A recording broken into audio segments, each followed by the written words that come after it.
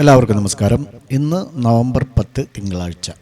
മാർക്കറ്റിനെ കുറിച്ച് പറയുകയാണെങ്കിൽ ഒരു ഗ്യാപ്പ് അപ്പ് ഓപ്പണിങ്ങിന് ശേഷം അപ് ട്രെൻഡ് കാണിച്ചുകൊണ്ട് ഒരു സൈഡ് വേ മാർക്കറ്റായിരുന്നു.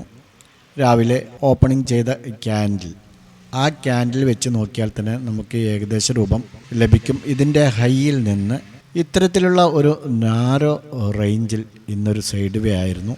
കേവലം ഒരു 66-65 പോയിൻറ്റിൻ്റെ ആ റേഞ്ചിലായിരുന്നു ഇന്ന് ട്രേഡിംഗ് നടന്നത്. അതുകൊണ്ട് തന്നെ കാര്യമായ ട്രേഡിംഗ് ഒന്നും നടന്നില്ല. മാത്രമല്ല ബാങ്ക് നിഫ്റ്റി എല്ലാം വളരെയധികം മുമ്പിലോട്ട് പോകാൻ വേണ്ടി ഒരുപാട് ശ്രമപ്പെട്ടു. ഈ ഒരു സോണിന് മുന്നിൽ ബാങ്ക് നിഫ്റ്റി പോകാൻ വേണ്ടി ഇവിടെ രാവിലെ നോക്കൂ, ഓപ്പണിംഗ് ചെയ്ത 9:15 ചെയ്ത ഹൈ, ഈ ഹൈ ബ്രേക്ക് ഔട്ട് ചെയ്തിട്ടില്ല എന്നുള്ളതാണ് ബാങ്ക് നിഫ്റ്റിയിൽ ഇന്ന് നോക്കൂ. അപ്പോൾ അത്രയും ഒരു നാരോ റേഞ്ചിലാണ് ഇന്ന് ബാങ്ക് നിഫ്റ്റിയും ട്രേഡിംഗ് നടന്നിട്ടുള്ളത്.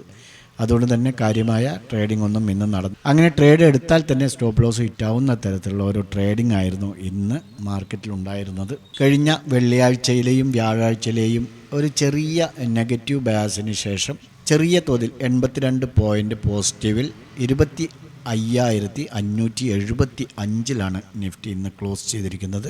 25,550 എന്നുള്ള ഈ ഒരു സപ്പോർട്ട് ലൈൻ, അതിനെ റെസ്പെക്റ്റ് ചെയ്തുകൊണ്ട് നിഫ്റ്റി അതിൻ്റെ ചാനൽ പാറ്റേണിനുള്ളിൽ മൂവ് ചെയ്യുന്നത് തുടരുന്നുണ്ട്.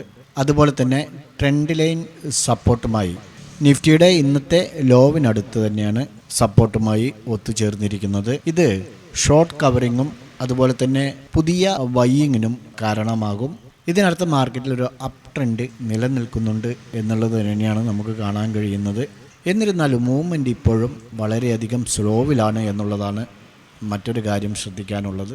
നിഫ്റ്റി ഇപ്പോൾ 25,500 അതുപോലെ തന്നെ 26,000 ഇടയിലുള്ള ഈ ഒരു റേഞ്ചിലാണ് ട്രേഡിംഗ് നടത്തുന്നത്.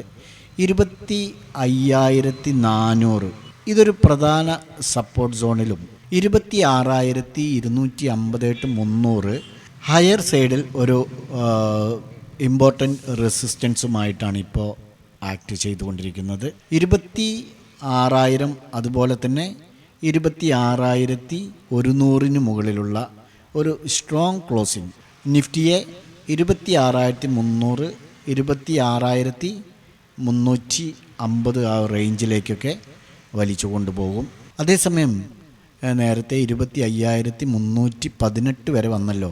25,300 താഴേക്കാണ് ബൈ ചാൻസ് വരികയാണെങ്കിൽ അത് 25,150 ഒരു ചെറിയ പ്രോഫിറ്റ് ബുക്കിങ്ങോട് കൂടിയിട്ട് പോകാനുള്ള സാധ്യതയും നമുക്ക് തള്ളിക്കളയാനാവില്ല. മൊത്തത്തിൽ ടോൺ ബുള്ളിഷ് സെൻറ്റിമെൻറ്റ്സോട് കൂടിയാൽ തന്നെയാണ് തുടരുന്നത്. അതുപോലെ തന്നെ ട്രേഡർമാർ സപ്പോർട്ട് സോണിനടുത്ത് കോൺഫിഡൻസായി നിൽക്കുന്നതും അതുപോലെ തന്നെ ഗ്ലോബൽ ക്യൂസസ് പോസിറ്റീവായി തുടരുന്നതും നമുക്ക് മാർക്കറ്റിൻ്റെ പോസിറ്റീവ് സെൻറ്റിമെൻറ്റ്സിനെ വർദ്ധിപ്പിക്കുന്നുണ്ട്. അതോടൊപ്പം തന്നെ US ഗവൺമെൻറ്റിൻ്റെ ഷട്ട് ഡൗൺ സാധ്യതകൾ പരിഹരിക്കപ്പെട്ടു. സെക്കൻഡ് ക്വാർട്ടറിലെ ഏണിങ്സ് റിപ്പോർട്ടുകൾ അനുകൂലമായതും അതുപോലെ തന്നെ ഫെഡറൽ ഗവൺമെൻറ് വീണ്ടും ഓപ്പൺ ചെയ്തതോടെ ഇക്വിറ്റികളോടുള്ള മെച്ചപ്പെട്ട risk sentiments US 10 years treasury ഈൽഡിലെ ഉയർച്ച റിഫ്ലക്റ്റ് ചെയ്യുന്നുമുണ്ട്. സെക്ടറൽ വൈസ് നോക്കുകയാണെങ്കിൽ IT ഇൻഡെക്സ് ഇന്ന് മികച്ച പ്രകടനമാണ് കാഴ്ചവെച്ചിരിക്കുന്നത്. അതിൻ്റെ പ്രധാന കാരണം ഡൊമസ്റ്റിക്കിനെ ശക്തിപ്പെടുത്തുന്ന മാക്രോ ഇക്കണോമിക് ക്യൂസുകൾ 2026 സെക്കൻഡ് ക്വാർട്ടറിലെ ഏണിങ്സ് എസ്റ്റിമേറ്റുകളിലെ മുകളിലേക്കുള്ള പരിഷ്കാരങ്ങൾക്ക് സപ്പോർട്ട് നൽകുമെന്ന് പ്രതീക്ഷിക്കുന്നതുകൊണ്ടാണ്. ഇത് നിലവിലെ മൂല്യനിർണ്ണയങ്ങളെ ശക്തിപ്പെടുത്തുകയും കൂടിക്കൂടി വരുന്ന ലിക്വിഡിറ്റിയെ ആകർഷിക്കാൻ സാധ്യതയുമുണ്ട്. IT ഫാർമസ്യൂട്ടിക്കൽ സ്റ്റോക്കുകളാണ് ഇന്ന് നേട്ടങ്ങൾക്ക് മുൻപന്തിയിലുണ്ടായിരുന്നത്.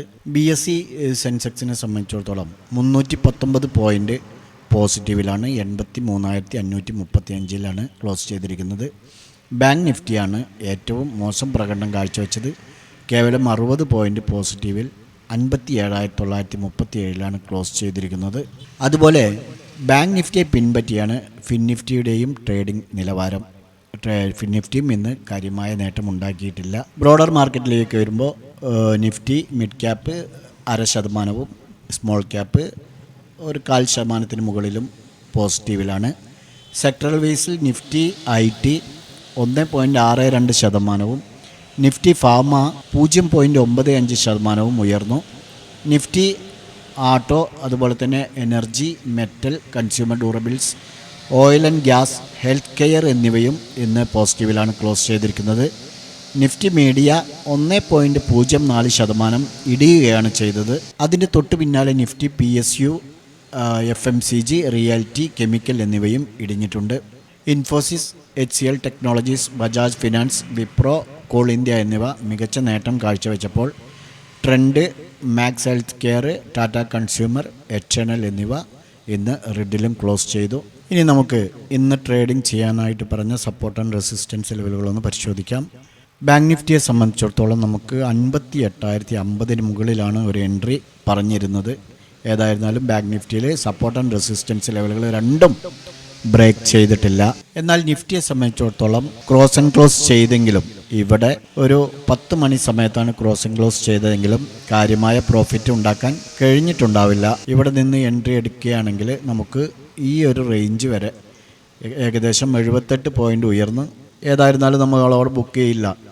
അപ്പോൾ കുറച്ച് താഴെ വന്നതിന് ശേഷം ഇവിടെ ബുക്ക് ചെയ്യുകയാണെങ്കിൽ നമുക്ക് ഒരു 50-60 പോയിൻറ്റിൻ്റെ റാലിയാണ് ഇന്ന് നിഫ്റ്റിയിൽ ലഭിച്ചിട്ടുള്ളൂ. ഏതായിരുന്നാലും നിഫ്റ്റിയിൽ ചെറിയൊരു പ്രോഫിറ്റ് ബുക്ക് ചെയ്തിട്ടുണ്ടാവുമെന്ന് പ്രതീക്ഷിക്കുന്നു. എനിക്ക് നമുക്ക് നാളെ ട്രേഡ് ചെയ്യാനായിട്ട് ഈ 200 EMAയ്ക്ക് മുകളിൽ 25,660 മുകളിൽ എൻട്രി എടുത്താൽ മതിയാവും നിഫ്റ്റിയെ സംബന്ധിച്ചിടത്തോളം. അതേസമയം സപ്പോർട്ടായിട്ട് നമുക്ക് ഈ ഒരു 25,520, 25,515 റേഞ്ച് വാച്ച് ചെയ്താൽ മതി. നിഫ്റ്റിയിൽ നമുക്ക് ഇങ്ങനെ നാളെ വാച്ച് ചെയ്യാവുന്നതാണ്. ബാങ്ക് നിഫ്റ്റിയിലേക്ക് വരുമ്പോൾ റെസിസ്റ്റൻസ് ആയിട്ട് നമുക്ക് ഇത് തന്നെയാണ്. 58,100 മുകളിൽ ക്രോസ് ആൻഡ് ക്ലോസ് ചെയ്താൽ മാത്രം എൻട്രി എടുത്ത് പോയാൽ മതി. അല്ലെങ്കിൽ ഇന്നത്തെ പോലെ അവിടെ വന്ന് ഒരുപാട് നേരം നാളെ ഒരു ഗ്യാപ്പ് അപ്പ് ഓപ്പണിംഗ് ആണെങ്കിൽ നമുക്ക് മുമ്പിലേക്ക് എടുത്ത് പോകാവുന്നതുമാണ്. സപ്പോർട്ടായിട്ട് നമുക്ക് ഈ ഒരു സോണ് 57,670. ഓക്കെ, ഈ രണ്ട് ലെവലുകൾ നാളെ ബാങ്ക് നിഫ്റ്റിയിലും വാച്ച് ചെയ്യാം. ഈ രണ്ട് ഇൻഡെക്സുകളും നിങ്ങളുടെ ട്രേഡിംഗ് പ്ലാറ്റ്ഫോമിൽ ആഡ് ചെയ്ത് ഈ ലെവലുകൾ ബ്രേക്കൗട്ട് ചെയ്യുന്നുണ്ടോ എന്നുള്ളത് നോക്കുക. ഞങ്ങളുടെ വീഡിയോ എഡ്യൂക്കേഷൻ പർപ്പസിന് വേണ്ടി മാത്രമാണ്. നാളെ നല്ലൊരു പ്രോഫിറ്റബിൾ ഡേ ആവട്ടെ എന്ന് ആശംസിച്ചുകൊണ്ട് നിർത്തുന്നു. ബൈ.